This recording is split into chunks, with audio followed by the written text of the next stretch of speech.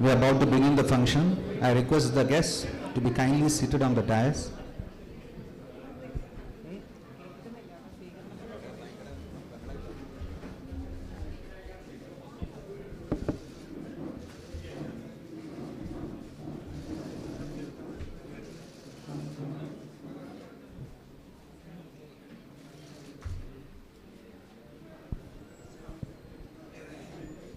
Let's begin the function.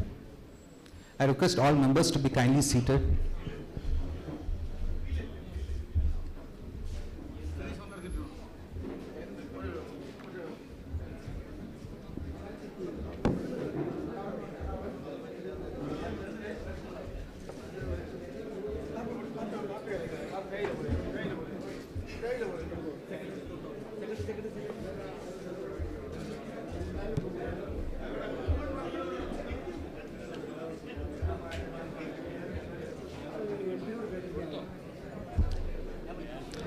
I request the Honorable Member of Parliament, M.K. Raghavan, to be kindly seated on the dais.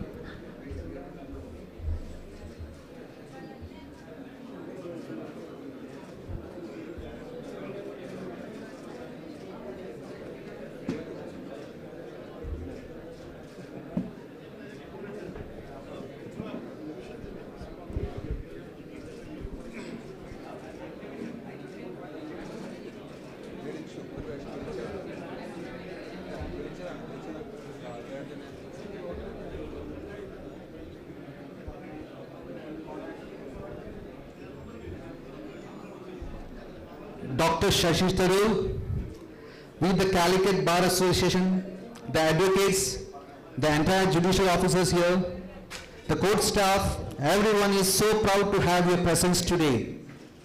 My salute to the vibrant presidents of Calicut Bar Association, Mr. Advocate M.S. SASHI, for organizing this event. Mr. Tharoor, after his 3-decade stint in international arena from 1977 to 2006, he returned to his mother country, the great nation, to serve this country.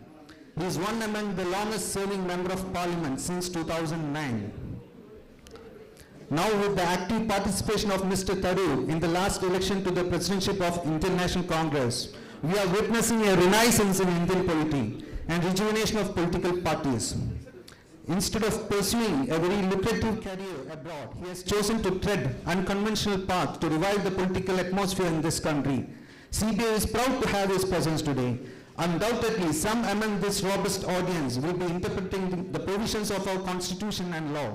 Mr. Tharoor's approach, well-articulated speeches and insightful writings would be an eye-opener to the lawyers, judiciary and the legislature.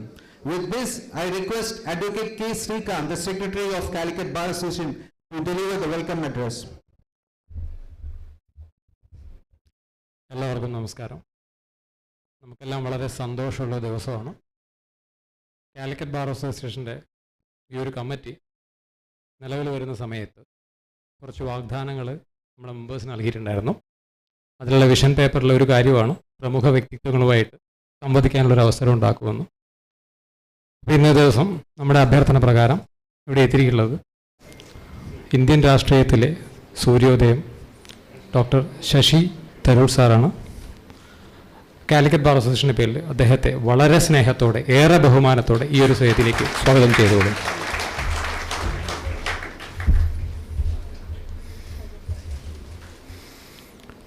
ഈ ഒരു ചടങ്ങിൽ നമ്മോടൊപ്പം കോഴിക്കോട്ടുള്ള നമ്മുടെ തന്നെ Shri M P Raghavan സാറുണ്ട്. അദ്ദേഹത്തെയും ഈ ഒരു സ്നേഹത്തോടെ ഈ ഒരു ചടങ്ങിലേക്ക് സ്വാഗതം ചെയ്തുകൊള്ളുന്നു. ഈ ചടങ്ങിന് അധ്യക്ഷത വഹിക്കുന്നത് Kozhikode bar association president MS Saji സാറാണ്. സജി സാറിനെ സ്നേഹത്തോടെ വളരെ ബഹുമാനത്തോടെ ഈ ഒരു ചടങ്ങിലേക്ക് സ്വാഗതം ചെയ്തുകൊള്ളുന്നു.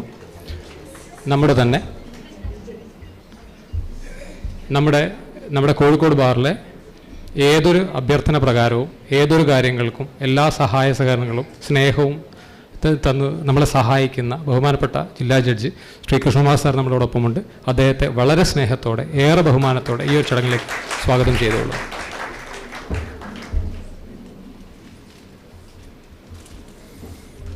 ഈ ഒരു ചടങ്ങിൽ എത്തിച്ചേർന്ന കോഴിക്കോട് കോടതികളിലെ എല്ലാ ന്യായാധിപർക്കും സീനിയർ അഭിഭാഷകർക്കും എൻ്റെ സഹോദരി സഹോദരന്മാർക്കും മാധ്യമപ്രവർത്തകർക്കും എല്ലാവർക്കും ഞാൻ സ്വാഗതം ആശംസിക്കുന്നു. Thank you. Thank you, Secretary. Now I request Advocate MS Saji, the President of Calicut Bar Association, to deliver the presidential address. ഇന്നത്തെ മുഖ്യാതിഥിയും മലയാളികളുടെ അഭിമാനവുമായ ഡോക്ടർ ശശി തരൂർ സാർ,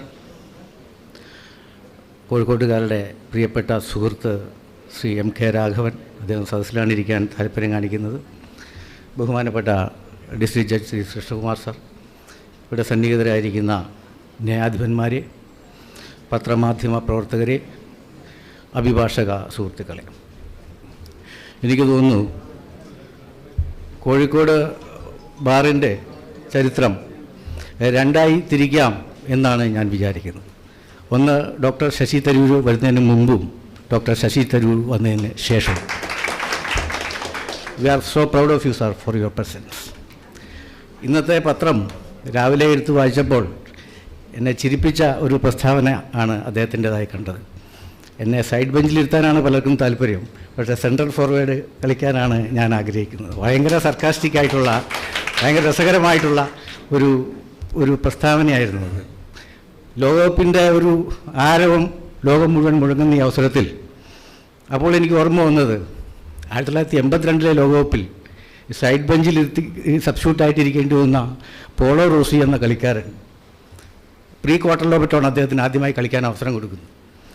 7 ഗോളും അടിച്ച് ഗോൾഡൻ ഗോൾ, ഏറ്റവും നല്ല കളിക്കാരനുള്ള ഗോൾഡൻ ഗോൾ വാങ്ങിപ്പോയി ഫിഫ ലോകകപ്പിൽ മുത്തമിട്ടുകൊണ്ട് ലോകത്തിലെ ഏറ്റവും കോസ്റ്റ്ലി പ്ലെയറായി മാറുകയാണ് ഉണ്ടായത്. നക്ഷത്ര കണ്ണുള്ള രാജകുമാരൻ എന്ന് പറഞ്ഞ് ലോകം മുഴുവൻ അദ്ദേഹത്തെ വാഴ്ത്തുകയുണ്ടായി. അപ്പോൾ സൈഡ് ബെഞ്ചിലിരിക്കുന്ന ആളുകൾ സെൻട്രൽ ഫോർവേഡായി മാറുകയും ഗോൾഡൻ ഗോൾ വാങ്ങുകയും ലോകകപ്പിൽ കപ്പുകളിൽ മുത്തം വിടുകയും ചെയ്യുന്നത് ചരിത്രത്തിൽ എപ്പോഴും സംഭവിക്കാവുന്ന ഒരു അനിവാര്യമായ സന്തോഷമുഹൂർത്തമാണ് എന്നുകൂടി ഞാൻ ഈ അവസരത്തിൽ പറയുവാൻ ആഗ്രഹിക്കുന്നു. ശശി തരൂർ സാറിനെ ഏതാണ്ട് 1-2 പതിറ്റാണ്ട് മുമ്പിൽ മറ്റേതൊരു മലയാളിയെയും പോലെ ഹൃദയത്തിലേക്ക് അക്ഷരങ്ങളുടെ അഗ്നി വായിച്ച ഒരു എഴുത്തുകാരൻ എന്ന രീതിയിലാണ് ഞാനും നോക്കിക്കണ്ടത്. അന്ന് വിചാരിച്ചത് വിക്രം സേത്തിനെ പോലെ അല്ലെ സൽമാൻ റുഷ്ദിയെ പോലെ ആഗോള പ്രശസ്തനായ ഒരു എഴുത്തുകാരനാണ്, UN-ലെ ഒരു ഉയർന്ന ഉദ്യോഗസ്ഥനാണ് എന്നും. ആ കാലയളവിൽ അദ്ദേഹം വളരെ ചെറുപ്പമാണ്, ഇതുപോലെ തന്നെ സുന്ദരനുമായിരുന്നു. കാലം മാറി അദ്ദേഹം കേരള രാഷ്ട്രീയത്തിൽ ഒരു പുഷ്പവൃഷ്ടി നടത്തിക്കൊണ്ട് ഇറങ്ങി വന്നു. തിരുവനന്തപുരം പോലെയുള്ള നഗരം 3 തവണ അദ്ദേഹത്തെ ഹൃദയത്തിലേറ്റുകയും ചെയ്തു. അപ്പോൾ എനിക്ക് ഓർമ്മ വരുന്നത് 2004 അദ്ദേഹത്തിന് കിട്ടിയ പ്രവാസി സമ്മാൻ, ഒരു ഓവർസീസ് ഇന്ത്യക്കാരന് കൊടുക്കുന്ന ഭാരതരത്നം എന്ന് വേണമെങ്കിൽ വിശേഷിപ്പിക്കാം. 2010 അദ്ദേഹത്തിന് NDTV നൽകിയ new age politician of the year award 2010 2010 അദ്ദേഹത്തിന് new age politician of the year award 12 വർഷം മുമ്പ് കിട്ടി എന്നുള്ള വസ്തുത ഇന്ത്യയിലെ എല്ലാ രാഷ്ട്രീയക്കാരും എല്ലാ രാഷ്ട്രീയ പാർട്ടികളും അറിഞ്ഞിരിക്കേണ്ടതാണ്, മനസ്സിലാക്കേണ്ടതാണ്, പ്രത്യേകിച്ച് അദ്ദേഹത്തിൻ്റെ പാർട്ടി. എന്തായിരുന്നാലും കേരളത്തിൻ്റെ പൊതുസമൂഹത്തിലും യുവാക്കളുടെ ഇടയിലും നമ്മളീ പറയുന്ന ന്യൂ ജനറേഷൻ്റെ ഇടയിലും ഒക്കെ തന്നെ ഒരു വലിയ തരംഗമായി മാറുവാൻ സാറിന് കഴിഞ്ഞിട്ടുണ്ട്. ആ തരംഗത്തിൻ്റെയൊക്കെ പിന്നാലെ ഞങ്ങളൊക്കെ ഉണ്ട് താനും. മാത്രവുമല്ല, ഈ അടുത്ത ദിവസങ്ങളിൽ അദ്ദേഹം വായിച്ചുകൊണ്ടിരിക്കുന്ന അദ്ദേഹത്തിൻ്റെ അംബേദ്കർ എ ലൈഫ് എന്ന പുസ്തകം, ഭയങ്കര മനോഹരമായ അംബേദ്കറിൻ്റെ ജീവിതവും ദർശനങ്ങളുമൊക്കെ വളരെ വ്യത്യസ്തമായ രീതിയിൽ അവതരിപ്പിക്കുന്ന ഒരു മനോഹരമായ പുസ്തകത്തിൻ്റെ വായനയിൽ നമ്മുടെ വിഷയത്തിലേക്ക് കടന്നു പോകുന്ന സൂചനകൾ ഉണ്ട്. നമ്മുടെ വിഷയം ഇന്ന് law and the idea of India എന്നതാണ്. എന്ന് വെച്ചാൽ നിയമം വിഭാവനം ചെയ്യുന്ന ഇന്ത്യ എന്ന് മലയാളത്തിൽ തന്നെ തർജ്ജമ ചെയ്യുന്നതായിരിക്കും കൂടുതൽ നല്ലത് എന്ന് എനിക്ക് തോന്നുന്നു. അല്ലെങ്കിൽ മറിച്ചുമാവാം. നിയമം വിഭാവനം ചെയ്യുന്ന ഇന്ത്യ. നിയമം വിഭാവനം ചെയ്യുന്ന ഇന്ത്യ എന്ന് പറയുന്നത് ഉദ്ദേശിക്കുന്നത് ഇന്ത്യൻ കോൺസ്റ്റിറ്റ്യൂഷൻ വിഭാവനം ചെയ്ത ഇന്ത്യ എന്നാണ് അർത്ഥം. ആ പുസ്തകത്തിൻ്റെ 191-ാമത്തെ പേജിൽ അദ്ദേഹത്തിൻ്റെ ഒരു അംബേദ്കറെ കുറിച്ചുള്ളൊരു വിശകലനമുണ്ട്. He refused to accept the reformative tendency of Gandhi. That's not the exact words, I think. Rather, he didn't accept the revolutionary communism also. But Ambedkar wanted to build India on the basis of the constitution. I think that is the very attractive statement contained in page number 191 of that book, Ambedkar A Life. Indian ഭരണഘടനയിൽ നിന്നും ഇന്ത്യയുടെ ദേശീയതയെ ഇന്ത്യയെ ഉയർത്താമോ എന്നുള്ള ചോദ്യം ചോദിച്ചു തുടങ്ങിയിട്ട് 5 പതിറ്റാണ്ടുകൾ കഴിഞ്ഞു. ഇന്ത്യൻ ഭരണഘടന സത്യത്തിൽ ഉന്നയിക്കുന്ന ഒരു കോൺസ്റ്റിറ്റ്യൂഷണൽ ഡെമോക്രസി, ആ ഡെമോക്രസി സത്യത്തിൽ എത്രമാത്രം വിജയകരമായി മുന്നോട്ട് പോകുന്നു എന്നുള്ള കൂടി ചർച്ചയും കൂടിയാണ് ഇവിടെ നടക്കുവാൻ പോകുന്നത്. എൻ്റെ വ്യക്തിപരമായ അഭിപ്രായത്തിൽ കഴിഞ്ഞൊരു മീറ്റിങ്ങിൽ പരാമർശിച്ചതുപോലെ constitutional democracy is slowly dying എന്നാരെങ്കിലും സംശയിച്ചാൽ അതിന് അത്ഭുതപ്പെടേണ്ടതില്ല. A death without date, a death without obsequies and a death without memories. ഓർമ്മയും ആചാരങ്ങളും തീയതിയുമില്ലാത്ത ഒരു മരണമായി ഇന്ത്യൻ ഡെമോക്രാറ്റിക് കോൺസ്റ്റിറ്റ്യൂഷണൽ ഡെമോക്രസി മാറുന്നു എന്നുണ്ടെങ്കിൽ അതിൻ്റെ ഉത്തരവാദിത്വം 2 കൂട്ടർക്കാണ് എന്ന് സൂചിപ്പിച്ചുകൊണ്ട് ഞാൻ വിടവാകാം. ഒന്നാമത്തെ ഉത്തരവാദിത്വം പാർലമെൻറ്റിൽ നിയമം നിർമ്മിക്കുന്ന ആളുകൾക്കാണ്. ദാറ്റ്സ് വൈ ഏറ്റവും ഒടുവിൽ NV രമണയുടെ വളരെ പ്രശസ്തമായ ഒരു പ്രയോഗം ഉണ്ടായിരുന്നു. അദ്ദേഹം അധികാരം വിട്ടുനിന്നു. We are all making half baked laws. How much debates the members are making in the legislative assemblies and parliament. It is so sorry.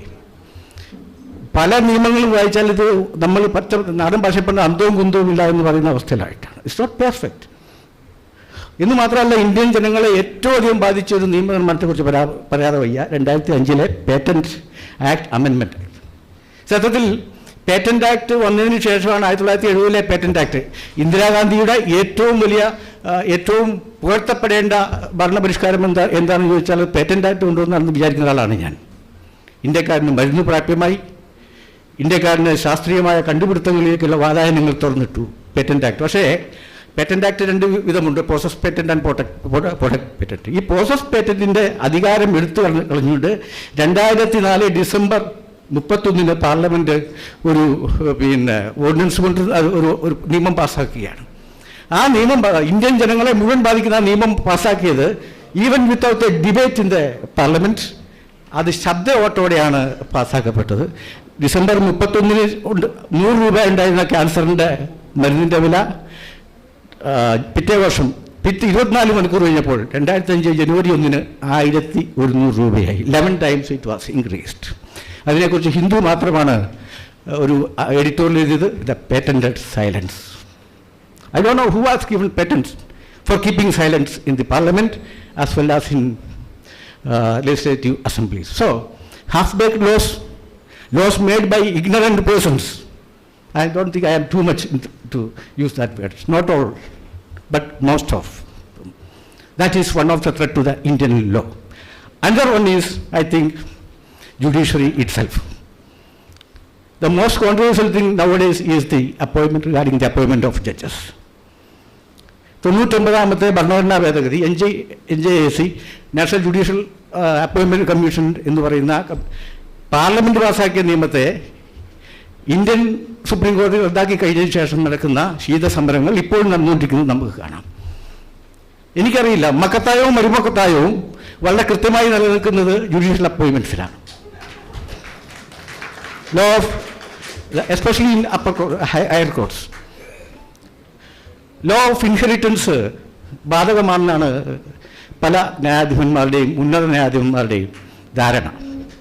നമുക്ക് go through the records, you will see the sons of chief ministers, sons of governors and sons of daughters of judges of supreme court and high court.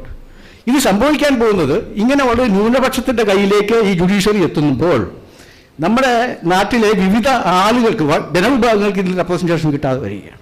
എന്താ കർഷകരുടെ മക്കൾക്ക് judge ആയിക്കൂടെ? കർഷക തൊഴിലാളിയുടെ മക്കൾക്ക് എന്താ judge ആയിക്കൂടെ? സാധാരണക്കാരൻ്റെ മക്കൾക്ക് ജഡ്ജി ആയിക്കൂടെ? ജഡ്ജിമാരുടെ മക്കൾ അത് കേരള ജുഡീഷ്യറിൽ ഉണ്ടായിരുന്നില്ല.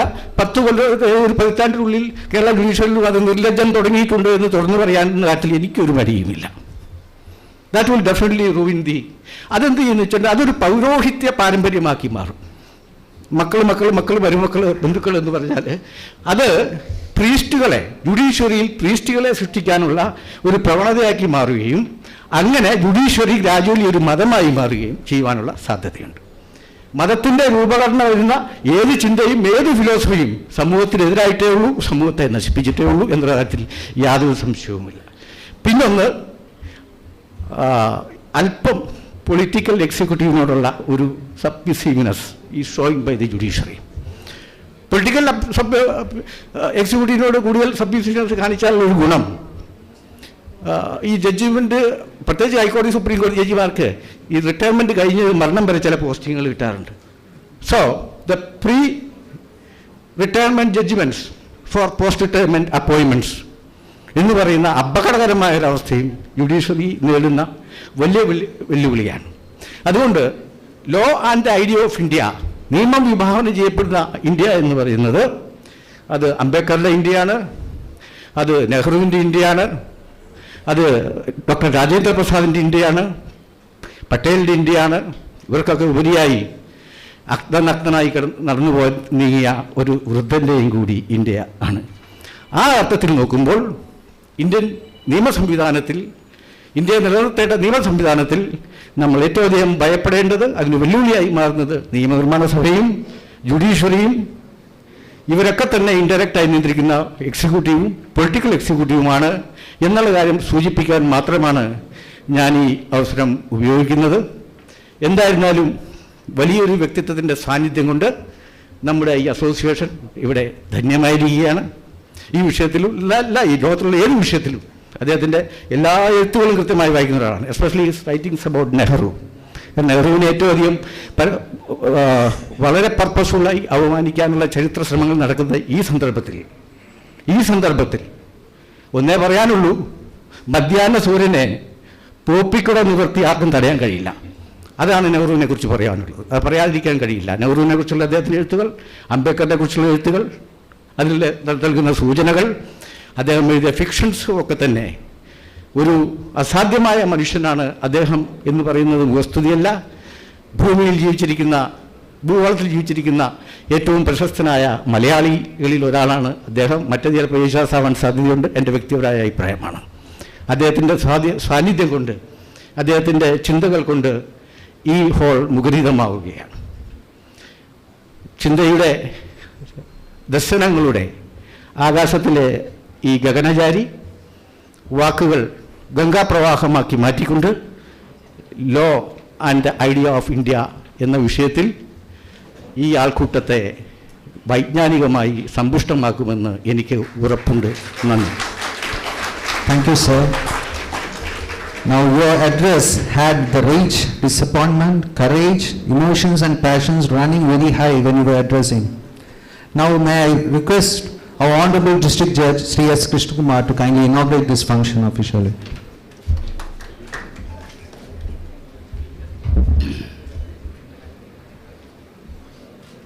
ആദരണീയനായ bar association president Shri M S. Saji, ലോകം മുഴുവൻ ആദരിക്കുന്ന ഡോക്ടർ ശശി തരൂർ, മറ്റു വേദിയിലുള്ള ബഹുമാന്യരെ, സുഹൃത്തുക്കളെ,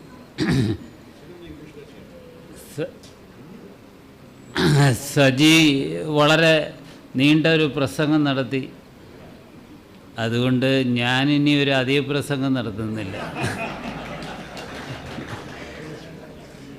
എന്തായാലും ഡോക്ടർ ശശി തരൂർ ഇവിടെ എത്തിയതിൽ ഒരു തിരുവനന്തപുരത്തുകാരൻ എന്നുള്ള നിലയ്ക്ക് എനിക്ക് അതിയായ സന്തോഷമുണ്ട്.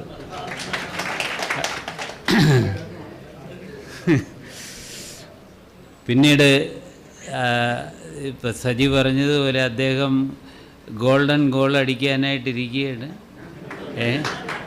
അദ്ദേഹം സെൻട്രൽ ഫോർവേഡ് കളിച്ചുകൊണ്ടിരിക്കുകയാണ്. അപ്പോൾ അദ്ദേഹത്തിൻ്റെ പ്രഭാഷണം കേൾക്കാനായിട്ട് നിങ്ങളെല്ലാവരും എനിക്ക് തോന്നുന്നു ഞാൻ വന്നതിന് ശേഷം ഏറ്റവും വലിയ ഒരു സദസ്സാണ് കാലിക്കറ്റ് ബാർ അസോസിയേഷൻ. അപ്പോൾ അദ്ദേഹത്തിൻ്റെ സമയം ഞാൻ അപഹരിക്കുന്നില്ല. അദ്ദേഹത്തിനെ സ്നേഹപൂർവ്വം ഈ ചടങ്ങിലേക്ക് സ്വാഗതം ചെയ്യും. Thank you. Dr. Shashi Tharoor, the stage is yours.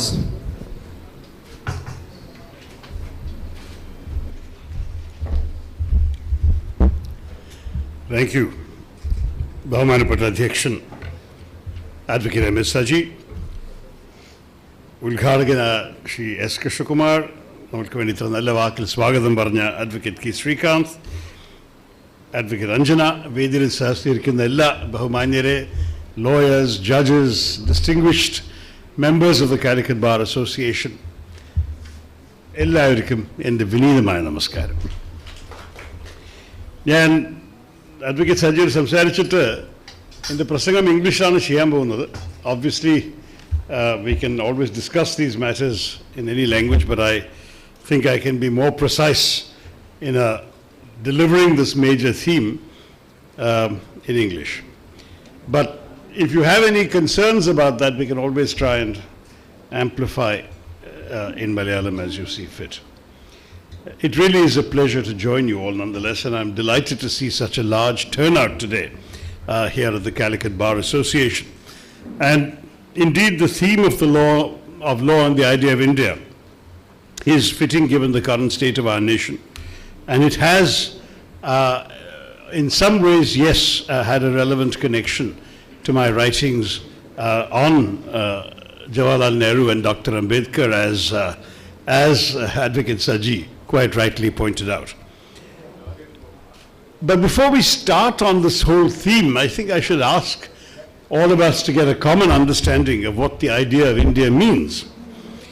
Though the phrase, the idea of India, is Rabindranath Tagore's, it is in some form or the other arguably as old as antiquity itself. And numerous are the proofs of its aspiration, the aspiration for cultural unity, national unity, that has appeared throughout the history of our civilization. I've written in my book, An Era of Darkness, about how the notion of Bharatvarsha in the Rig Veda, of a land stretching from the mountains to the seas, contained the original territorial idea of India, and how the travels of Adi Shankara at the cusp of the 10th century, establishing his mutts in Srinagar, Dwarka, Puri and Sringeri, helped knit together a spiritual idea of India within its sacred geography. Lest some see this as a purely Hindu idea, let me stress that Maulana Azad too wrote of how Indian Muslims on the Hajj were all seen by the Arabs as coming from one country. They were called Hindis, whether they were Pathans or Tamils. So the idea of India as one civilization inhabiting a coherent territorial space and a shared history is in fact timeless. However, the idea of India as a modern nation, based on certain conceptions of human rights and citizenship, vigorously backed by due process of law and equality before the law, is a relatively recent and strikingly modern idea. Earlier conceptions of India drew their inspiration from mythology and theology.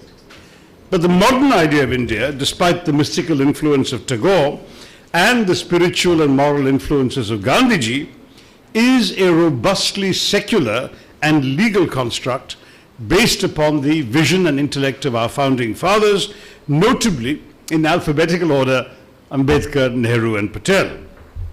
The preamble of the Constitution itself is the most eloquent enumeration of this vision. In its description of the defining traits of the Indian Republic, in its conception of justice, of liberty, of equality and fraternity being something that Dr. Ambedkar insisted on adding, it firmly proclaims that the law will be the bedrock of the idea of India. To my mind, the role of constitutionalism in shaping the idea of India is the dominant strand in the broader story of the evolution and modernization of Indian society. Every society has an interdependent relation with the legal systems that govern it, which is both complex and, especially in such turbulent times, continuously and vociferously contested. It is through this interplay that communities become societies, societies become civilizations, and civilizations acquire a sense of national and historical character. It's no surprise then that while the ancient and the medieval worlds largely celebrated kings and emperors, since the age of the Enlightenment, many of the great people who changed the course of their nations and the world for the good, and sometimes for the worse, have been lawyers. I just need to mention the name of Dr. Ambedkar again, MA, PhD, MSc, DSc, Barrister at Law, LLD, D.Lit, to illustrate this point. These men, and increasingly women, had the vision and the intellect to anticipate the problems and challenges that all civilizations in the modern era have had to confront. In the process, they found the best check and balance mechanism in the Book of Law, referred to as the Constitution, for combating these plagues to protect the interests of all our people in equal measure. Now, the story of humanity over the last couple of hundred years has been the story of the spread of democracy, rapid industrialization and urbanization, increasingly accompanied by globalization of trade and commerce, and the increasing impact of science and technology on human society and culture. This also raises a diversity of challenges which can only be addressed if we agree on the ground rules of how we disagree and how we negotiate change. Of course, some societies have confronted these challenges sooner and better, while others have delayed their hour of reckoning at their own peril. I would suggest that the Indian experience in tackling these challenges so far has been of the middling variety. It would have been far worse if not for the idea of India, most eloquently championed by Jawaharlal Nehru and enshrined in the political and legal system created and protected by our Constitution and its principal architect, Dr. Ambedkar.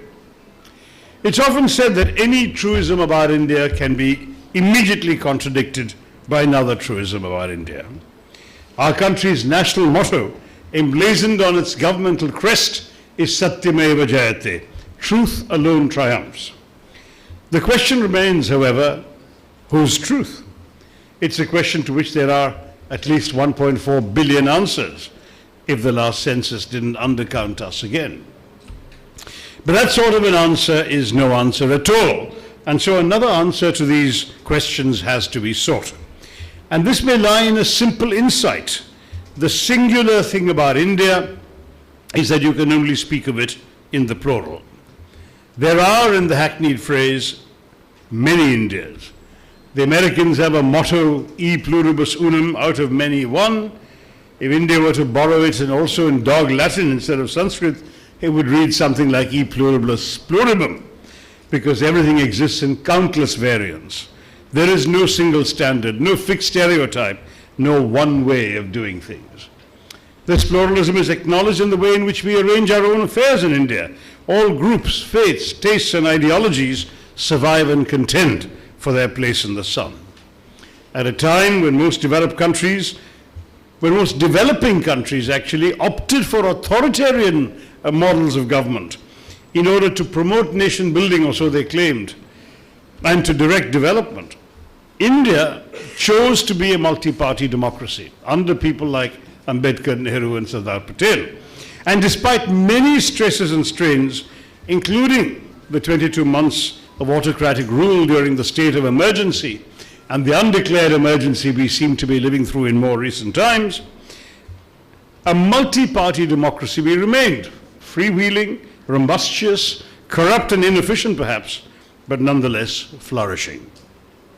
The one result is that India strikes many foreigners as maddening, chaotic, inefficient, and seemingly unpurposeful as it muddles its way through the third decade of the 21st century.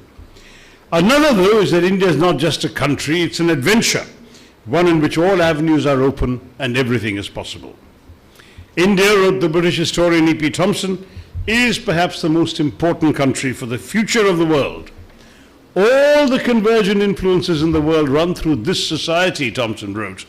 There is not a thought that is being thought in the West or the East that is not active in some Indian mind. I'm glad a Brit said that and not an Indian. But that Indian mind has been shaped by remarkably diverse forces. Ancient Hindu tradition, myth and scripture, the impact of Islam and Christianity, and 2 centuries of British colonial rule. The result is unique. Many observers have been astonished by India's survival as a pluralist state. But India could hardly have survived as anything else. Pluralism is a reality that emerges from the very nature of our country. It's a choice made inevitable by India's geography and reaffirmed by its history. This means that the idea of India is itself very unusual in today's world. Talking about what Indian nationhood is reminds me of the probably apocryphal story of 2 law professors arguing about a problem. So one law professor says, you know how we can solve this problem? We can do this and this and this and we can solve it. And the other law professor says, that may work in practice, but will it work in theory? So the problem is that if you look at the theory of nationalism and you look at the idea of India, it's not based on language, because we have at least 23 official languages or 35, depending on whether you follow the constitution or the ethno-linguists. It is not based on geography, because the natural geography of the subcontinent, framed by the mountains and the sea, was hacked by the partition of 1947.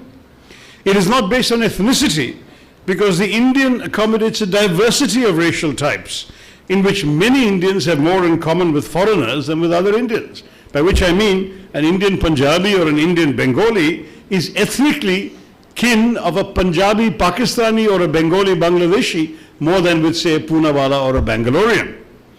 And so it is also not based on religion, because we are home to every faith known to mankind, and Hinduism, a faith without a national organization, no established church or ecclesiastical hierarchy, no Hindu pope, no Hindu Mecca, no uniform beliefs or modes of worship. Hinduism exemplifies as much our diversity as it does a common cultural heritage. So Indian nationalism is genuinely the nationalism of an idea. The idea, if I may use a Peter Pan kind of expression, of an ever land, emerging from an ancient civilization, united by a shared history, sustained by pluralist democracy under the rule of law. Now, this land imposes no narrow conformities on its citizens. The whole idea of being Indian is you can be many things and one thing. You can be a good Muslim, a good Keralite, and a good Indian all at once. In fact, when I was dealing with the former Yugoslavia, in my UN years, I was the person handling the UN peacekeeping operations during the Yugoslav Civil War. Freudian scholars talked about the narcissism of minor differences, which is the differences between people who are descended from the same Slavic settlers who came into the Balkans in the 7th century AD, but who grew up under different kinds of political or colonial arrangements. Their languages have slight variations and changes.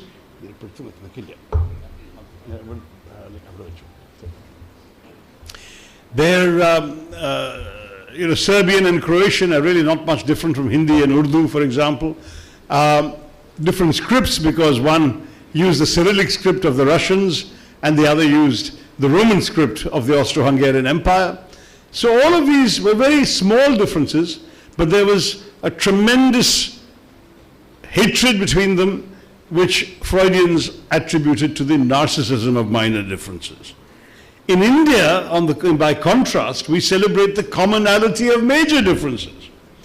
To stand Michael Ignatieff's famous phrase on its head, we are a land of belonging rather than of blood. So the idea of India is of one land embracing many. It's the idea that a nation may endure differences of caste, creed, color, culture, cuisine, conviction, costume and custom, and still rally around a consensus. And that consensus is around the simple democratic principle that in a democracy under the rule of law, you don't really need to agree all the time, so long as you agree on the ground rules of how you disagree. The reason India has survived all the stresses and strains that have beset it for 75 years, and that led so many to predict its imminent disintegration, so many foreign observers. If you read books published in the 1950s, they all talked about India being almost certain to break up at that time. But we managed to maintain consensus on how to manage without consensus. Today, some in positions of power seem to be questioning these ground rules, and sadly that's why it's all the more essential to reaffirm them now. What knits this entire idea of India together is, of course, the rule of law enshrined in our Constitution. Jawaharlal Nehru's opening remarks when he moved the motion at the newly established Constituent Assembly on 13 December 1946 gives us a view of the immense pressure and responsibility on the lawmakers to ensure that they responded fittingly to the situation and did justice to the task of constitution making. They had to preserve the past idea of India and march towards the future idea of India. And Nehruji therefore said, quote, "We are at the end of an era and possibly very soon we shall embark upon a new age. And my mind goes back to the great past of India, to the 5,000 years of India's history, from the very dawn of that history, which might be considered almost the dawn of human history, till today. All that past crowds around me and exhilarates me, and at the same time somewhat oppresses me. Am I worthy of that past?" This is still Nehru talking. "When I think also of the future, the greater future, I hope, standing on the sword's edge of the present between the mighty past and the mightier future, I tremble a little and feel overwhelmed by this mighty task. We have come here at a strange moment in India's history. I do not know, but I do feel that there is some magic in this moment of transition from the old to the new, something of that magic which one sees when the night turns into day, and even though the day may be a cloudy one, it is day after all, for when the clouds move away, we can see the sun later on." Now we still have clouds 75 years later, 76 years later from that speech. But we are perhaps again at a strategic moment in India's history, a strange moment, to quote Nehru's phrase. If we stay in the past, we should also recall Dr. Ambedkar's concluding remarks to the Constituent Assembly in his famous The Grammar of Anarchy speech, November 25, 1949.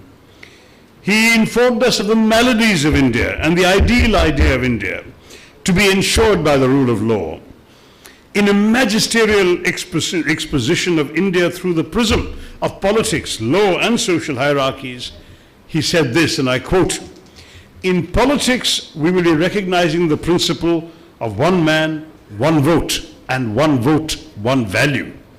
In our social and economic life, we shall, by reason of our social and economic structure," which of course for him meant the caste system, "we shall continue to deny the principle of one man, one value.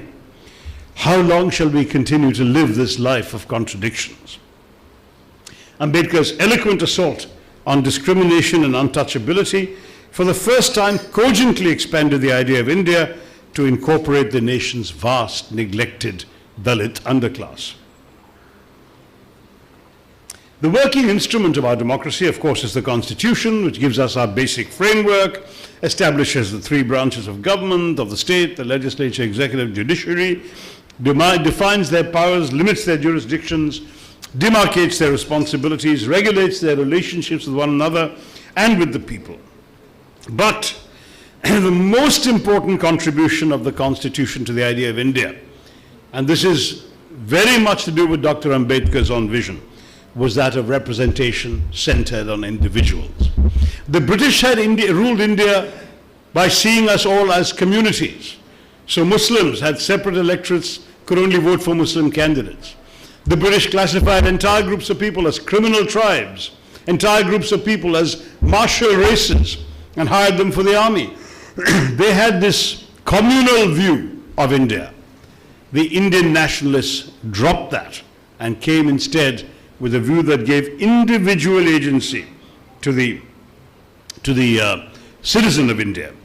As Madhav Khosla has explained in his brilliant book of legal history, India's founding moment, the political apparatus of establishing a constitutional democracy in post-colonial India, a land that was poor and illiterate, divided by caste, religion, and language, and burdened by centuries of tradition, involved an attempt to free Indians from prevailing types of knowledge and understanding, to place citizens in a realm of individual agency and deliberation that was appropriate to self-rule and to alter the relationship that they shared with one another. The founders of the Republic chose, as Ambedkar recognized, to impose a liberal constitution upon a society which was not liberal.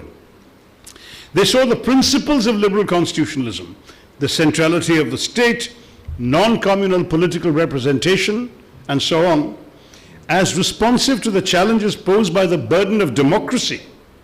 In keeping with contemporary liberal thought, they committed India to a common language of the rule of law, not a common language in the shape of Hindi, as some seem to think, but of the rule of law. Constructed a centralized state and rejected localism. That again, Ambedkar had very strong views on that. And instituted a model of representation whose units were individuals rather than groups. The key objective, according to Khosla, was to allow Indians to arrive at outcomes agreeable to free and equal individuals. Now, that was not easy. Constitutions are, of course, and Ambedkar explicitly made this point, tools to control and restrain state power. The challenge lies in reconciling restrictions on state power with popular rule, to prevent temporary majorities, since in a democracy, a majority is always temporary, though some people seem to forget that, from completely undoing what the Constitution has provided. Khosla suggests that the founders of the Indian Republic held a conception of democracy that went beyond majority rule and rejected, in Ronald Dworkin's notable phrase, the majoritarian premise. They subordinated politics to law. As Ambedkar put it, the rights of Indian citizens could not be taken away by any legislature merely because it happens to have a majority. He said this in the Constituent Assembly clearly. The struggle for Indian independence was, after all, not merely a struggle for freedom from foreign rule. It was a shift away from an administration of law and order centered on imperial despotism. Thus was born the idea of constitutional morality, again a phrase that Ambedkar brought into the constitutional discourse of our country, meaning a commitment to constitutional means, to its processes and structures, alongside a commitment to free speech, scrutiny of public action, and legal limitations on the exercise of state power. I'm hoping that all of you are listening carefully to these, because these are fundamental to the original intent of the framers of the Constitution. This was how a freedom was intended to flourish in India. And of course, Dr. Ambedkar realized it is perfectly possible to pervert the Constitution, without changing the form of the Constitution, you can change the form of the administration to make it inconsistent and opposed to the spirit of the Constitution. That is what I believe we have seen in recent years. There is no emergency declared, there is no major constitutional amendment abridging any of the rights I've talked about, and yet the spirit that the Constitution is imbued with is frankly being trampled upon. Ambedkar argued that constitutional morality is not a natural sentiment, it has to be cultivated. We must realize that our people have yet to learn it, he said. Democracy in India is only a top dressing on an Indian soil which is essentially undemocratic, unquote.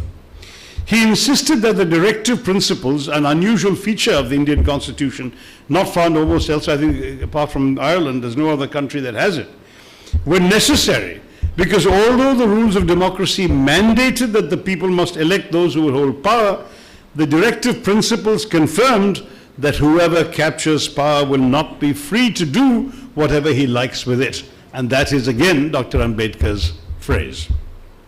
At the same time, the Constitution wanted Indians to have a new understanding of authority. They would be liberated through submission to an impersonal force that saw them as equal agents, and that liberated spirit would make possible socio-economic transformation.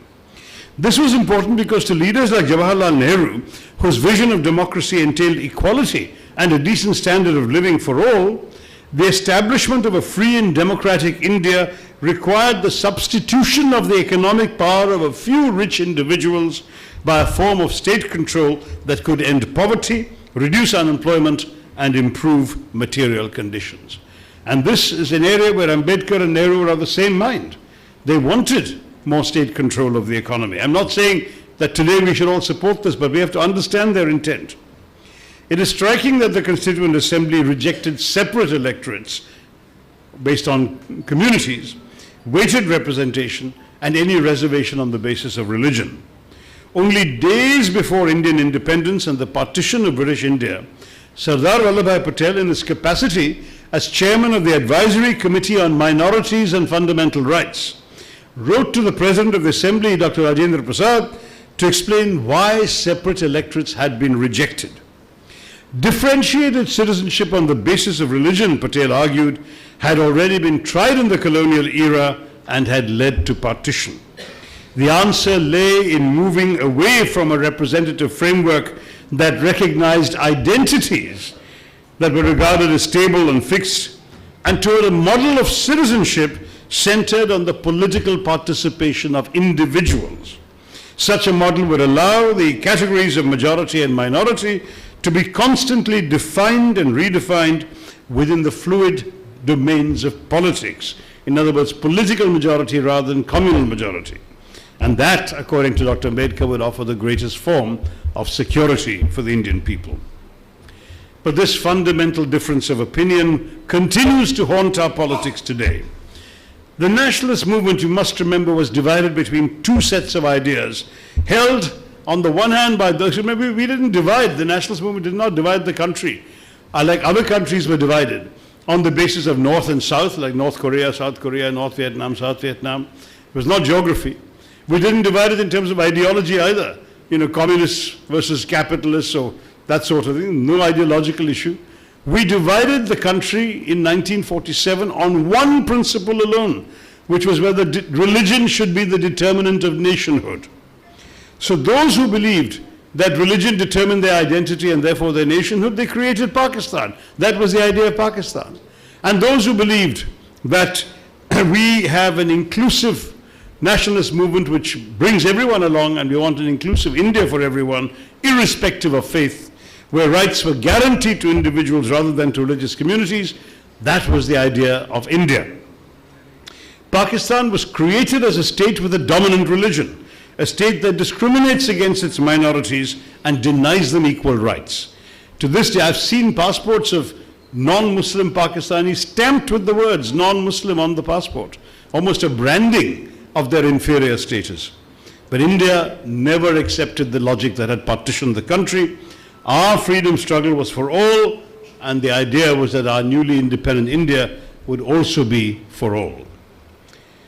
Now, on the other hand, the Hindutva idea of a Hindu Rashtra, espoused today by the BJP and the RSS, is the mirror image of Pakistan. It's a state with a dominant majority religion that seeks to put its minorities in a subordinate place, and it's particularly striking that in the context of today, that the constitution makers had explicitly rejected this notion. They rejected the notion that religion can play any role in citizenship, and they argued explicitly, you can read the Constituent Assembly debates, that each individual voter has to exercise agency in the democratic project and should not be reduced to the pre-existing loyalties of religious affiliation. And yet, what have we gone and done with the Citizenship Amendment Act?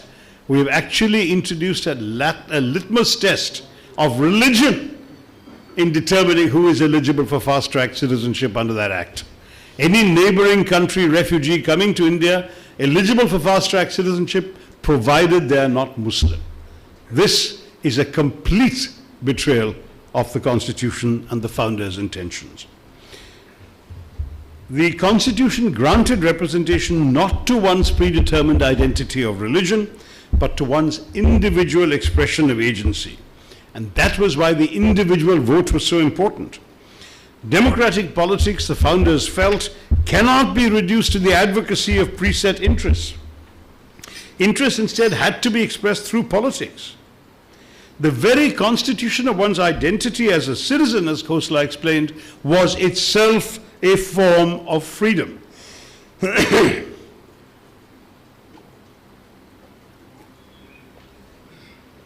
Now, the adaptability of the Constitution to the ever-changing realities of national life has effectively made it a vehicle of social change and transformation as well.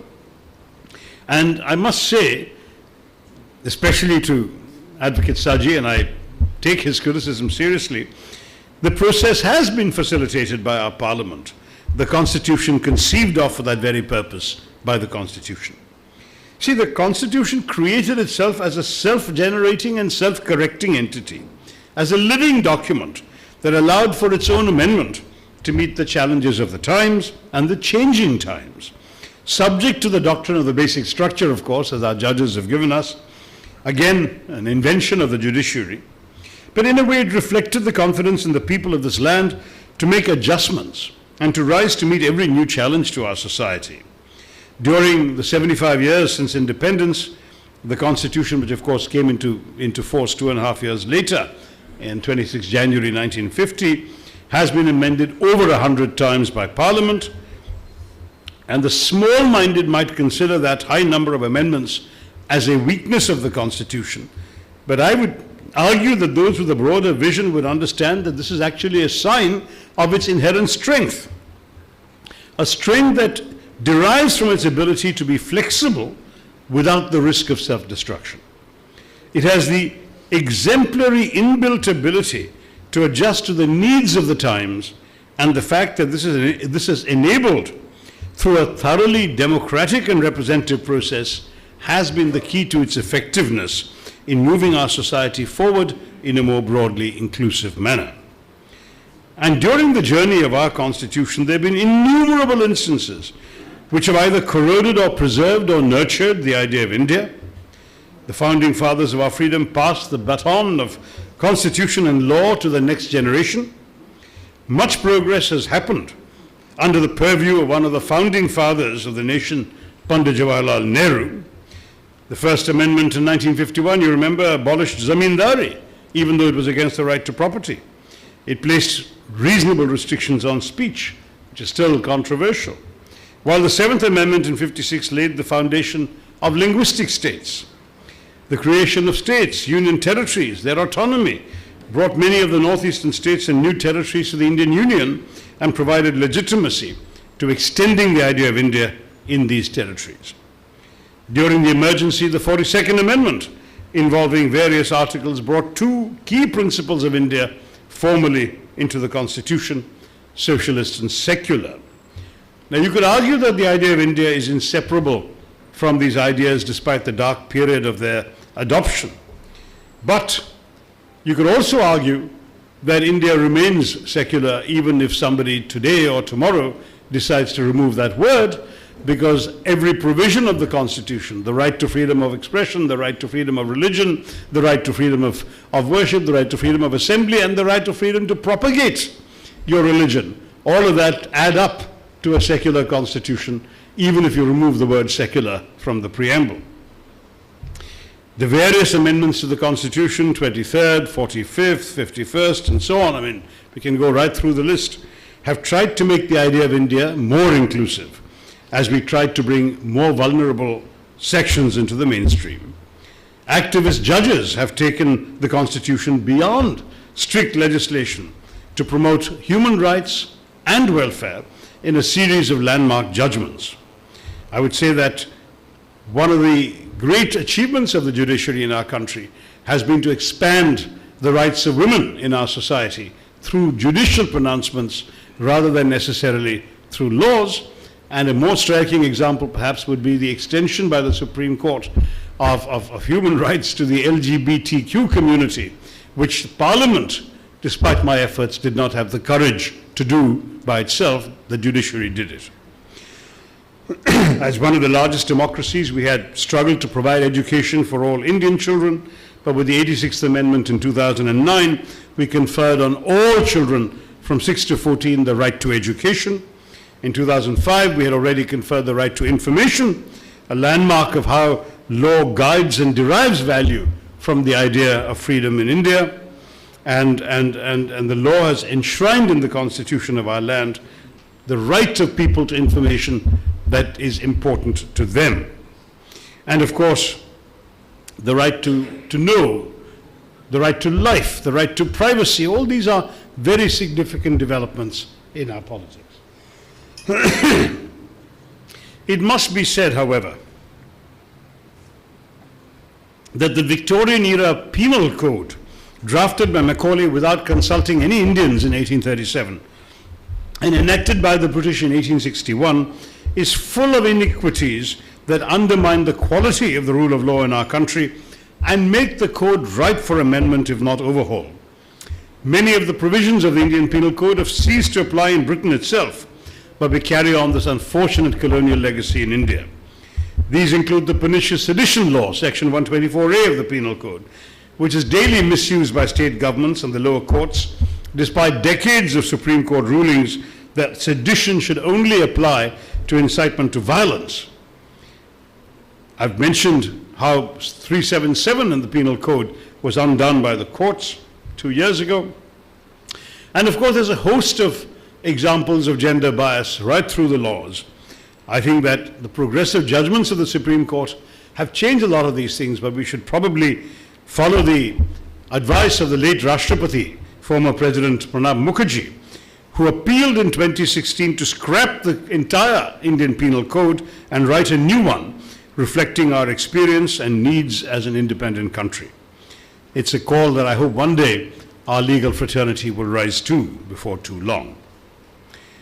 Then we already had the experience just a decade ago of the Anna Hazare movement raising the question of the role of civil society in determining legislative priorities in our democracy. The Lokpal Bill was essentially introduced by the government in response to the strength of numbers of civil society activists on the streets. As a member of parliament, I wonder sometimes what our role is supposed to be, with our lawmaking functions being encroached upon by civil society on the one hand and the judiciary on the other. But there is no doubt that today's lawmakers face new and tougher challenges than ever before. The rapid advance and penetration of information technology, improving social indicators, change in demography, the economic prowess of our nation growing, the rise of new global threats including terrorism, our ever greater international integration, all impose new constraints on the sovereign function of law, even as they also allow new opportunities. And I would say that in some ways it is healthy that the democratic rights accorded to citizens by the state to help them exercise their political freedoms, the freedom of speech and political association and related rights, allow citizens to get together, to argue and discuss, to debate and criticize, to protest and strike, and of course in Kerala and only in Kerala, to declare hartals that inconvenience the general public. But all of this is part of citizens' rights, and which are used by citizens to support or challenge their governments. And this is a part of promoting government accountability between elections. No one can seriously argue that a citizen's democratic rights begin and end with the right to choose your government. The fact is, voting is only part of the story. Democracy is what happens between elections. And as Amartya Sen so brilliantly pointed out with reference to India in his book, The Argumentative Indian, it is through such discussions and engagement that a deliberative democracy is created. There is often a useful distinction between law and legitimacy. The greater the extent to which ordinary people are engaged with, concerned by, and empowered to determine their own political destiny, the more they accept the decisions of the state institutions and the more legitimate the law becomes in the eyes of the people. Now, I do want to say, however, that while we are preserving the national idea in India through the functioning of our democracy, and that probably suits the temper of our people, because we have our ancient history, which Dr. Ambedkar was very fond of recounting, having sabhas and samitis where kingdoms and even empires were ruled on the principle of democratic functioning, extending right from the grassroots level in the form of panchayats, which represented the broad and specific segments of the populace, right up to the royal courts where many Maharajas took advice from learned and wise elders. This tradition is important to recall because it confirms both majority as well as minority opinion were given due importance on the Vallangurki. Were given due importance in the formulation of public policy. This was no mean achievement in a nation and society as diverse and heterogeneous as India, with our innumerable groups and socio-religious identities. The law had the responsibility to preserve this diversity, to allow each individual component to feel secure within it, and yet guide the nation's progressive evolution. Laws emerge from a political process that is itself reflective of our society. Parliamentarians, of course, are also a product of civil society. Our democracy, our thriving free media, our contentious civil society forums, our energetic human rights groups, and the repeated spectacle of our remarkable general elections have all made of India a rare example of the successful management of diversity in the developing world. It's added to India's soft power and influence in the world when its non-governmental organizations actively defend human rights, promote environmentalism, or fight injustice. It's a vital asset that the Indian press is free, lively, irreverent, and disdainful of sacred cows. All of these work together to promote and expand the idea of India. But there have been some disturbing developments in recent years which seem to have hollowed out not just the spirit of the Constitution, but of these autonomous institutions, which suddenly find themselves a good deal less autonomous than they used to be. And the free press, which in some ways has been either cajoled or cudgeled into towing the government's line on most matters that matter to the government, has now instead intruded upon the prospects of justice by conducting trial by media in a number of sensationalized cases. Well, I'm the last person who would ever wish to place any restrictions on press freedom, of which I've been a staunch advocate all my life. I'm troubled by the large number of recent instances in which the press, in addition to playing the role of witness and observer, which it must, has also appointed itself prosecutor, judge, jury, and even executioner. I raise the question not because I have any answers to offer, but because I believe all of us in this room, you the lawyers here, and judges, must be aware of this new tendency and conscious of its dangers for our democratic and constitutional system and the rule of law. After all, judges are also members of our society and are exposed to our media. Despite their undoubted judicial rectitude, it is difficult to imagine that they're completely uninfluenced by the media they consume daily. And then there's the threat we have seen to law and the idea of India from mob rule, vigilantism, lynchings. When these occur, they undermine both the sanctity of the law as the ultimate arbiter of justice and also faith in the law as the cement that binds the idea of India together.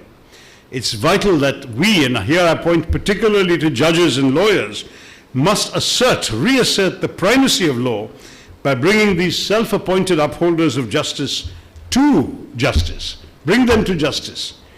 Teach them the importance of subordinating their self-righteousness to the majesty of the law. This is not the occasion to enter into politics, especially in the presence of the judiciary, but I would be remiss if I did not raise the real question of how the Citizenship Amendment Act, which is still on the books but no rules have yet been promulgated, became the first law to question a fundamental underpinning of the idea of India, that religion is not the determination of our nationhood and therefore of our citizenship. Anxiety about the implications of this law have created an increase in tensions, sparking nationwide protests that were only forced to abate with the onset of the COVID pandemic. And indeed, there was an eruption of violence in Delhi that took 53 lives, we keep forgetting that, and left hundreds injured. It has also injured the idea of India as an inclusive state which honors the equality of all and guarantees that the state will not practice religious discrimination. I've taken as long as I promised Saji I would, so let me turn again in conclusion to another famous speech of Ambedkar, this one on November 4th, 1948. He said, and I'm quoting Ambedkar's exact words, To diehards who have developed a kind of fanaticism against minority protection, I would like to say two things. One is that minorities are an explosive force which, if it erupts, can blow up the whole fabric of the state. The history of Europe bears ample and appalling testimony to this fact. The other is that the minorities in India have agreed to place their existence in the hands of the majority. They have loyally accepted the rule of the majority, which is basically a communal majority and not a political majority. It is for the majority to realize its duty not to discriminate against minorities. Quote unquote, Dr. Ambedkar, 1948. Yet today India is in the grip of the very majoritarianism that Ambedkar had so presciently warned against. Our Prime Minister's great hero, Sardar Patel, had urged in the Constituent Assembly on May 25, 1949, and I quote Sardar Patel now, "It is for us who happen to be in a majority to think about what the minorities feel and how we in their position would feel if we are treated in the manner they are treated," unquote, Sardar Patel, 1949. Given the government's oft expressed admiration for the likes of Dr. Ambedkar and Sardar Patel, one can only hope they will abandon their current approach, the bulldozer politics we are seeing in northern India, which reduces individuals to their religious affiliation and denies them their agency as free citizens of our democratic republic. Of course, it is for the highest court in the land to rule on whether this legislation honors the letter of the Constitution and certainly violates its spirit, the spirit that animates it, which is the spirit of the very idea of India. I'll stop there. Thank you very, very much for listening to me, and Jai Hind. Thank you very much, sir. Now, as a token of love, respect, I would request M.S. Saji, the President of Calicut Bar Association, to present the memento on behalf of the association.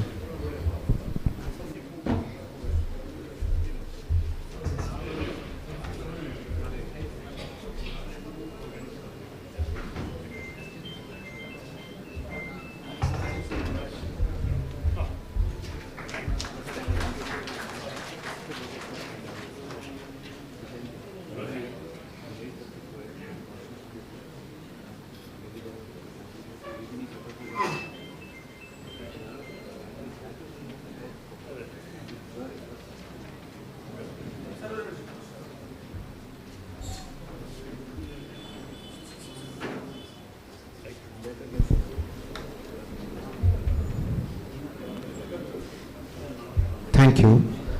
Now, to express vote of thanks, I invite Joint Secretary of Calicut Bar Association, Advocate Anjana E.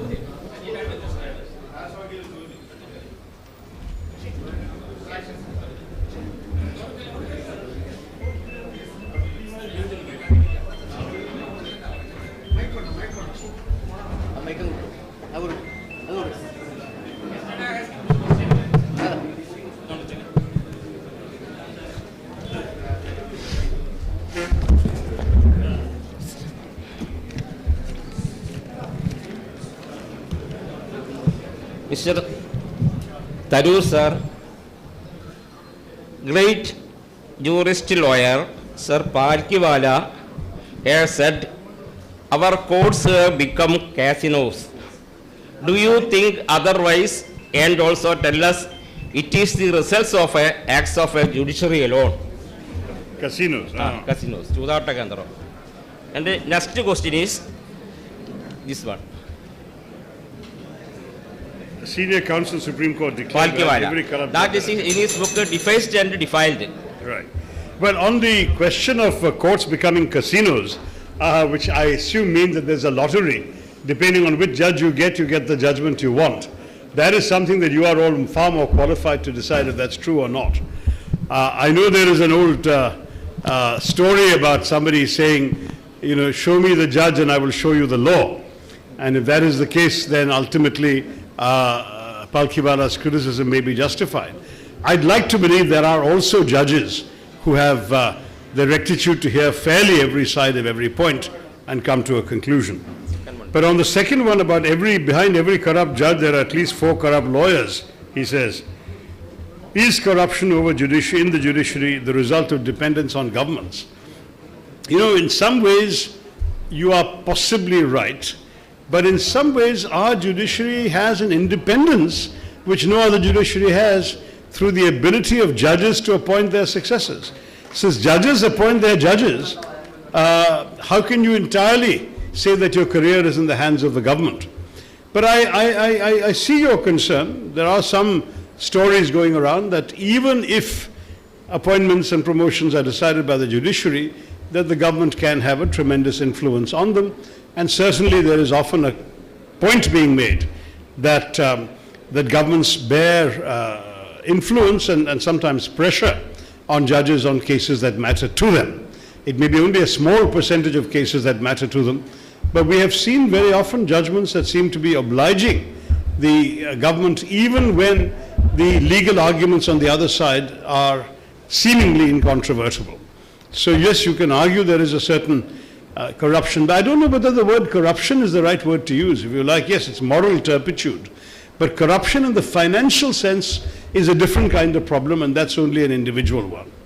That is that some individuals, as Mahatma Gandhi says, you know, you can have everything you need, but once it's impossible to satisfy your greed. If somebody is greedy enough to want more than the very generous salary and allowances given by the state system, then of course there's nothing much that we can do. I must say, as an MP, the judges are much better paid than MPs, and that still doesn't excuse MPs' corruption. Thank you. Thank you, sir.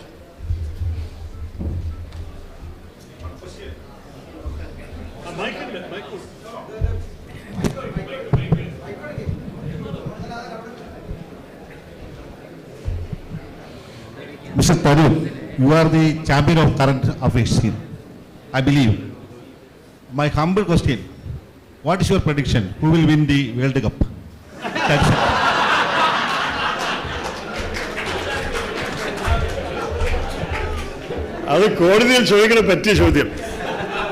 Listen, I can tell you that I won't have a prediction of my own, but there has been a computer study done recently, which I happened to read in some international publication, where they ran a very sophisticated algorithm through every single match in the tournament. And the conclusion of that computer algorithm is that the final will be between Brazil and Belgium, and Brazil will win. So now you have to wait and see. Blame the computer if it's wrong, don't blame it.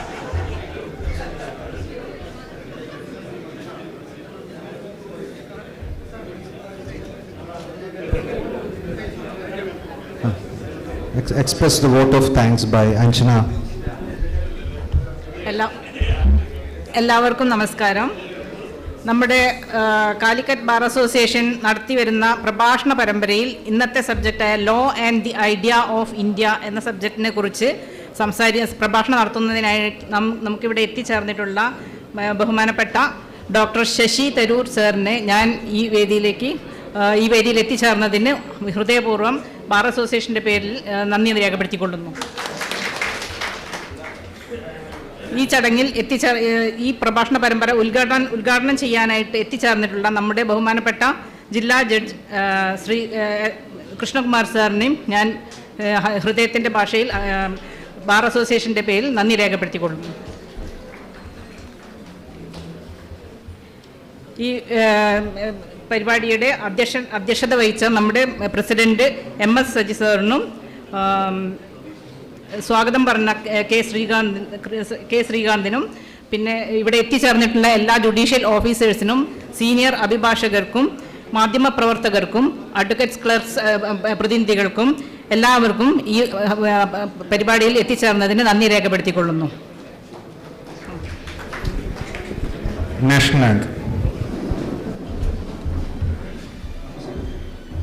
जनगण मन अधिनायक जय हे भारत भाग्य विधाता पंजाब सिंध गुजरात मराठा द्राविड़ उत्कल गंगा विंध्य हिमाचल यमुना गंगा उच्चल जलधि तरंगा तव शुभ नामे जागे, तव शुभ आशीष मांगे, गाहे तव जय गाथा।